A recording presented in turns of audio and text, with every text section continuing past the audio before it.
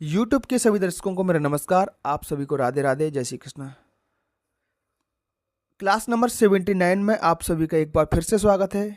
इसमें हम सप्ताह 14 का दिवस 5 हल करने वाले हैं। तो चलिए बच्चों शुरू करते हैं आज का अभ्यास कार्य। इस अभ्यास कार्य में आप देखोगे सबसे पहले मौखिक चर्चा है। यदि फूल रंगीन नहीं होते तो क्या होता? बेटा फूल रंगीन नहीं होते तो हम कम फूलों को पसंद करते, कीट पतंगे उनके पास कम आते, शहद कम बनता, तितलियाँ कम आती। तितलियाँ जैसे तुम्हारे पंख होते तो तुम क्या करते? बेटा तितलियों जैसे हमारे भी पंख होते तो हम भी एक जगह से उड़ करके दूसरी जगह पर जाते। इसके बाद कुछ और बिंदु हैं दो चर्चा के लिए। तो प्यारे बच्चों, आप अपने शिक्षक के साथ या अपने दोस्तों के साथ इन बिंदुओं पर चर्चा कर सकते हो। ठीक है, उनके विचार जान सकते हो, अपने विचार भी आप सामने रख सकते हैं। इसके बाद आपको आपकी जो पाठ्य पुस्तक उसकी पेज नंबर 51 पर लास्ट की कुछ लाइन, लास्ट की जो पैराग्राफ है वो पढ़ना है, गली गली से लेकर के चमकी दिवाली तक। ठीक है प्यारे बच्चों, गली गली से लेकर के चमकी दिवाली तक पाठ्यांश पढ़ना है और उसी पाठ्यांश पर आधारित प्रश्न आपसे इस दिवस में पूछे जाएंगे।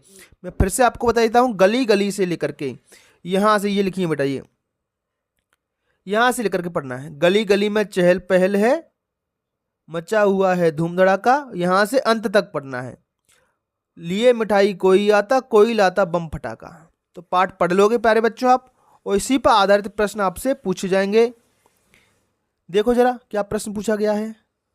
इतने में से आपको बेटा आ की मात्रा वाले शब्द ढूंढने हैं। किसकी मात्रा? आ, बड़े आ की मात्रा वाले शब्द। और ई की मात्रा, ये किसकी मात्रा बेटा? ई की मात्रा वाले। तो आ की मात्रा वाले शब्द ये लिखें बेटा, आता, मचा, धड़ाका, लाता। ई की मात्रा वाले डाली, दिवाली, सजी, दीप। तो आ और ई की मात्रा वाले शब्द लिख सकते हो। अगर आपसे किसी और मात्रा के भी शब्द पूछे जाएं तो उसकी भी मात्रा लिख देंगे। मान लो ए की मात्रा वाले शब्द पूछे जाएं तो मैं, जैसे, ऐसी। तो ये मात्राओं का ज्ञान आपको करवाना इसका उद्देश्य है। तो आ की मात्रा ऐसी होती है और ई की ऐसी होती। इन दोनों मात्राओं को सब छांट करके आप लिख दोगे।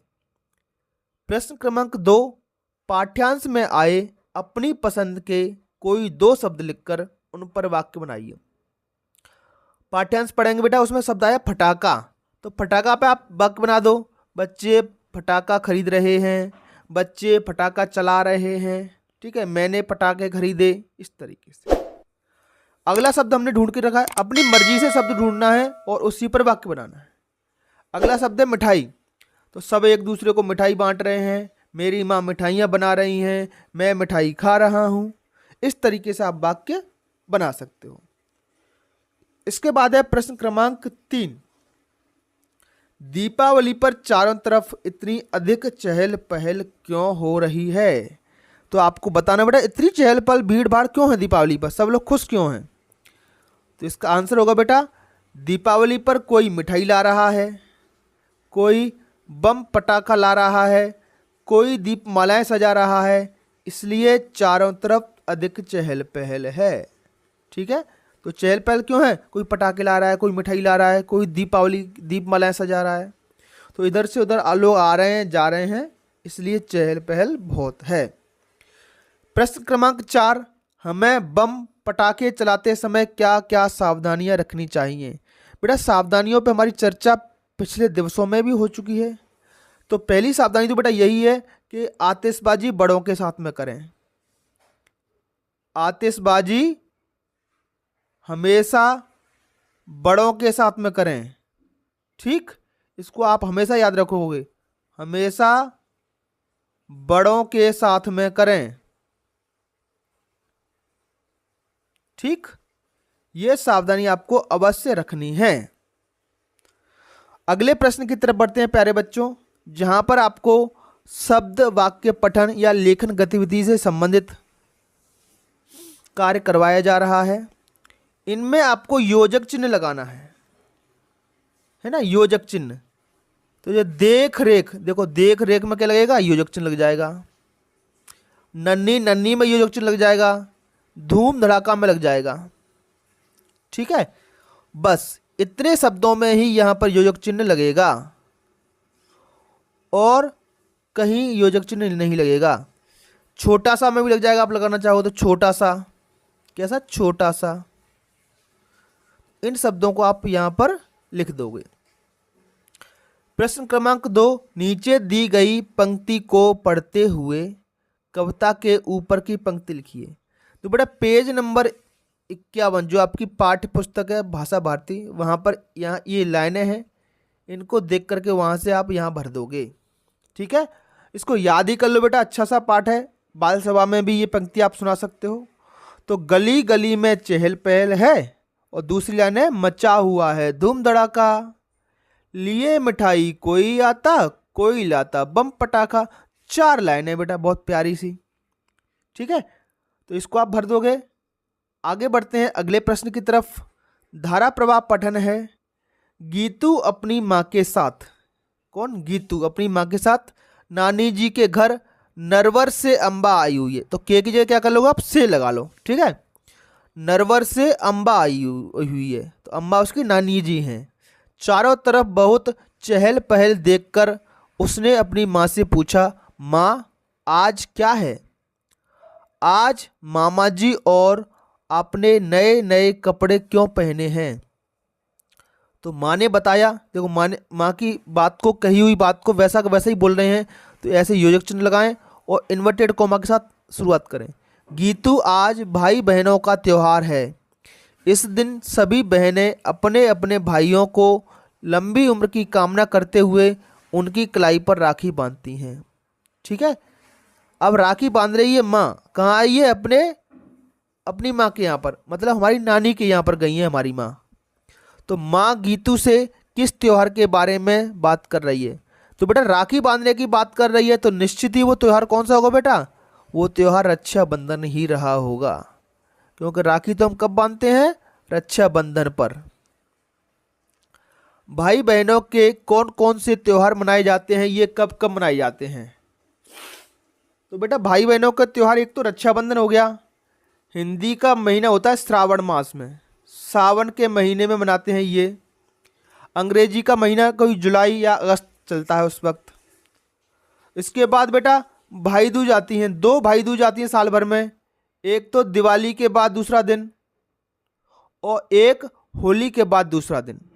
तो इस दिन भाई बहन को टीका करते हैं, मतलब बहन भाई को टीका लगाती है। अगला प्रश्न बेटा, नीतू कहाँ रहती है, गीतू। तो गीतू नरवर में रहती है, तभी तो बेटा नरवर से वो अम्बा आई हुई है। कहाँ आई हुई है, अम्बा। बेटा अम्बा क्या है बेटा, मुरैना जिले में पड़ता है। कहाँ पड़ता है ये, मुरैना जिले में पड़ता है, हमारे जिले में पड़ता है बेटा, मुरैना में। आप अपने भाई बहनों के नाम लिखिए। बेटा अपने भाई बहनों के नाम, तो भाई लिखिए, आपके कितने भाई हैं उन भाइयों के नाम यहाँ लिख दीजिए। यहाँ पर ये मेरे भाइयों के नाम हैं। आपकी बहन, तो बहनों के नाम लिखिए, तो अपनी बहनों के नाम आप यहाँ पर लिख सकते हो। ठीक है, इसके बाद एक स्वतंत्र अभ्यास है प्यारे बच्चों आपके लिए। इसमें भी आपको अपने ही रिश्तेदारों के नाम लिखने हैं। पहले कॉलम में अपने भाई बहनों के नाम, जैसे भास्कर, संदीप, नेहा, वर्षा, ये मेरे भाई बहनों के नाम हैं। आपके पड़ोसियों के नाम आपको लिखने हैं, जैसे राजेश, नागेश, मोनू, अमित। तो आपके पड़ोस में कौन कौन रहता है उनके नाम लिखने हैं आपको। ये 2 कॉलम है, इनमें भी आप कोई ना कोई नाम जरूर लिखें। इसके बाद मित्र, आपके दोस्त कौन कौन है, अपने 5-6 दोस्तों के नाम लिखिए। ठीक, मामा मौसी, आपके मामा का नाम, मम्मी का नाम, मौसी का नाम, मौसा का नाम लिखिए।